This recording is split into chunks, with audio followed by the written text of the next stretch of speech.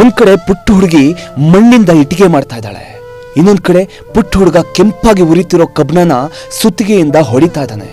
ಇವರ ಕೈಗಳಲ್ಲಿ ಪುಸ್ತಕ ಇರಬೇಕಿತ್ತು, ಇವರ ಭುಜದ ಮೇಲೆ ಸ್ಕೂಲ್ ಬ್ಯಾಗ್ ಇರಬೇಕಿತ್ತು. ಇವರ ವಯಸ್ಸಿನ ಒಂದಿಷ್ಟು ಮಕ್ಕಳು ಶಾಲೆಯಲ್ಲಿ ಪಾಠ ಕಲಿತಾ ಇದ್ದಾರೆ, ಆದ್ರೆ ಇವರು ಜೀವನದ ಕಷ್ಟದ ಪಾಠ ಕಲಿತಾ ಇದ್ದಾರೆ. ಈ ಪುಟ್ಟ ಕಣ್ಣುಗಳಲ್ಲಿ ಅದೆಷ್ಟು ಕನಸುಗಳಿರ್ಬೋದು ಯೋಚನೆ ಮಾಡಿ. ಇದು ಕೇವಲ ಇಬ್ಬರು ಮಕ್ಕಳ ಕಥೆ ಅಲ್ಲ, ದೇಶದ ಹಲವಾರು ಮಕ್ಕಳ ವಾಸ್ತವ. ಇಂತಹ ಪ್ರತಿ ಮಗುವಿಗೂ ಕೂಡ ಗುಣಮಟ್ಟದ ಉಚಿತ ಶಿಕ್ಷಣ ಸಿಗಬೇಕು.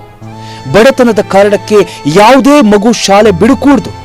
ಬಾಲ ಕಾರ್ಮಿಕರನ್ನ ಕೆಲಸಕ್ಕೆ ಯಾರ್ಯಾರು ಸೇರಿಸ್ಕೊಳ್ತಾರೋ ಅವರ ವಿರುದ್ಧ ಕಠಿಣ ಕ್ರಮ ಆಗಬೇಕು.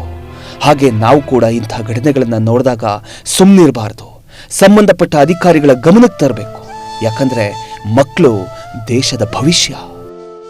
ಅವರ ಕೈಗಳಲ್ಲಿ ಇಟ್ಟಿಗೆ ಸುತ್ತಿಗೆ ಅಲ್ಲ, ಪುಸ್ತಕ ಹಾಗೂ ಕನಸುಗಳಿರಬೇಕು.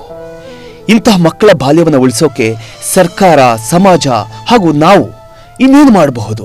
ನಿಮ್ಮ ಅಭಿಪ್ರಾಯ ತಿಳಿಸಿ.